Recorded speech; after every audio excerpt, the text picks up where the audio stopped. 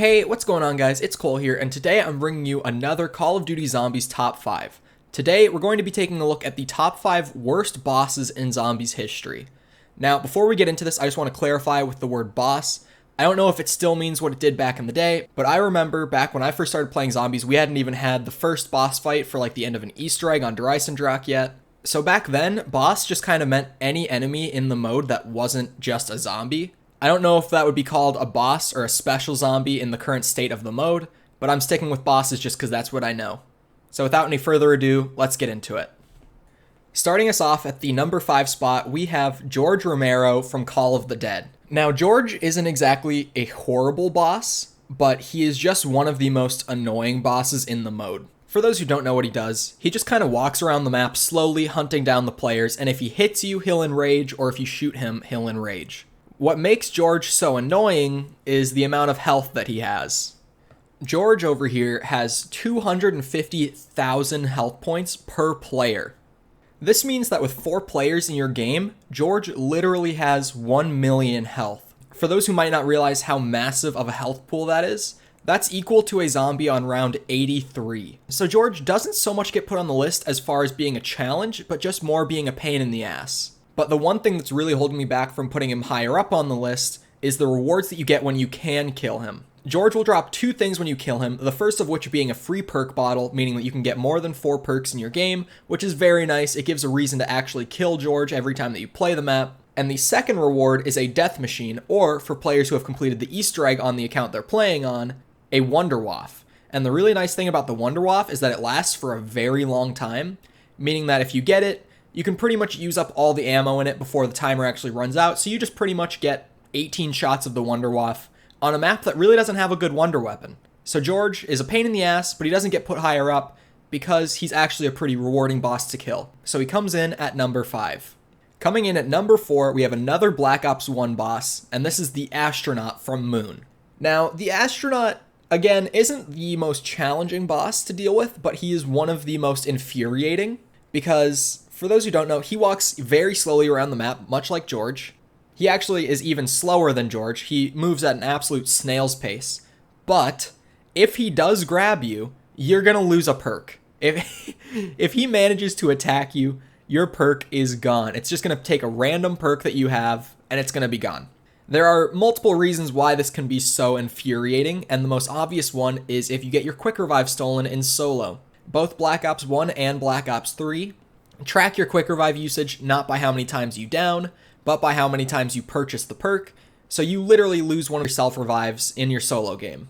This boss is also made even worse by the fact that he is on Moon, which is one of the worst maps to run around and get perks on, especially if he takes your Jug or your Speed Cola. Because if he takes one of those, chances are you're going to have to go back to Area 51 twice.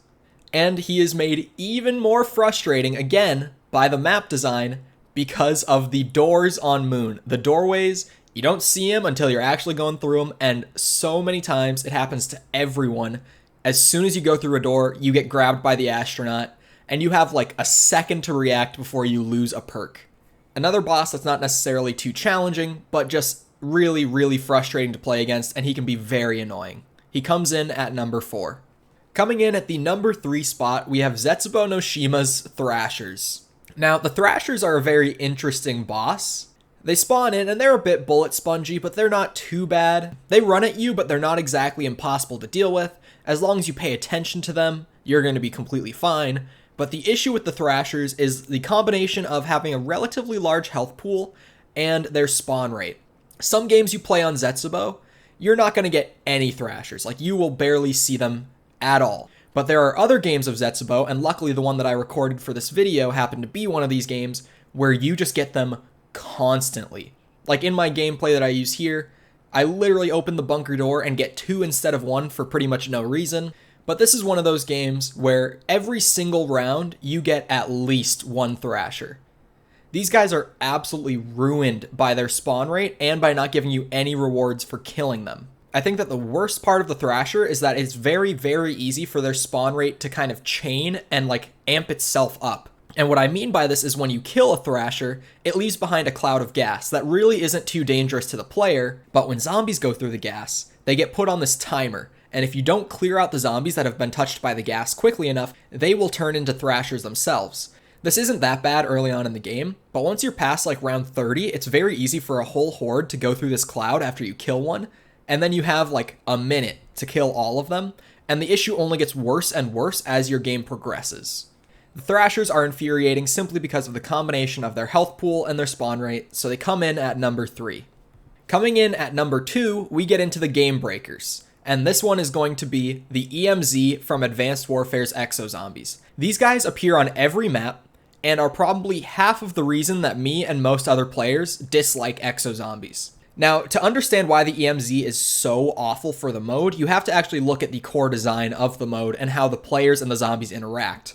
With Exozombies, they wanted movement to play a much larger role in the zombies game mode. So what they did was they gave both the players and the zombies access to the exosuits. This made the zombies way faster, but the player also had a good counter to it, so it ended up balancing out and being pretty enjoyable. And on the early rounds, Exozombies can be a lot of fun, because the movement's good, and I'm gonna say it, the upgrade system keeps you from becoming too overpowered too quickly. I said it. I fucking did it. But the issue comes in when the EMZ spawn rate gets turned up. I think they start spawning as early as like round 7, but they're pretty rare at that point. But as you keep going, they become much more frequent. And by the time you hit like round 30 in this mode, I would say like 1 in 4 zombies is an EMZ. Now, the issue with the EMZ isn't just the spawn rate. It's that they let off an electric shock that disables your exosuit for like 6 seconds. But the really interesting thing about them is that they only trigger that shock if the player does something very specific. And you might be sitting there thinking, oh, that doesn't sound too bad. I wonder what the player does to activate it. They activate when the player uses their exosuit.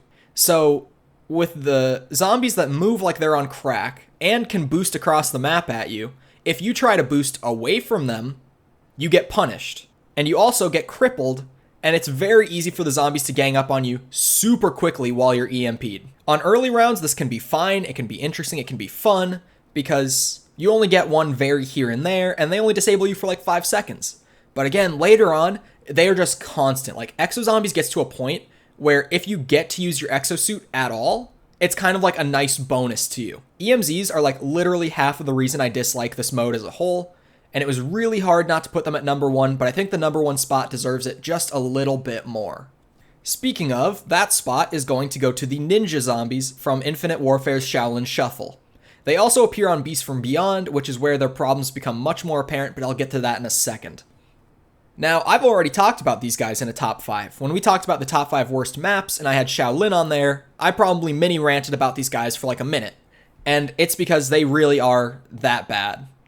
So what do the Ninja Zombies do? Well, obviously, they know Kung Fu, they'll kick your shit in, but they run a little bit faster than the normal zombie. They hit twice as hard, so it's only 3 hits from a Ninja Zombie to down you. And here's the good one. Much like the EMZs actually, they have a special ability that triggers based on player input. Now again, you might be thinking, what input triggers their special ability, and what is their special ability?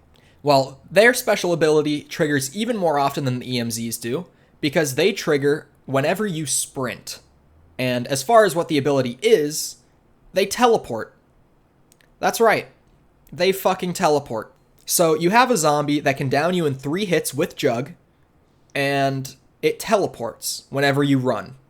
The reason that I said this is made much worse on Beast from Beyond is because on Shaolin, you can kind of like actually just not really sprint when you're training, because the zombies obviously aren't too fast. The ninja zombies are faster, but you can still get around them without sprinting. It's not that bad. But on Beast from Beyond, the map just does not work at all when they are present. The Beast from Beyond takes boss zombies from all of Infinite Warfare. They bring in the clowns from Spaceland, the slasher from Rave, and they bring the cryptids from Ghost's Extinction into zombies. Now, all 3 of those boss zombies require that you sprint away from them. The clowns are just really fast, and when they stack up on you, things get really bad really fast. The slasher will run at you, and he's a 1-hit kill when he does it. And the cryptids in general are just very, very quick and have even worse collisions than the zombies, so you need to stay away from them at all costs. So when you're sprinting around the map with all these other boss zombies to deal with, all it takes is 1 or 2 ninja zombies to spawn in and come fuck up your day. Also, in the gameplay that you see here, they have their own special rounds sometimes where you get only ninja zombies for a whole round, and you will see that it does not go well for me. This was also like my 5th time actually trying to get gameplay of them on Beast from Beyond for this video.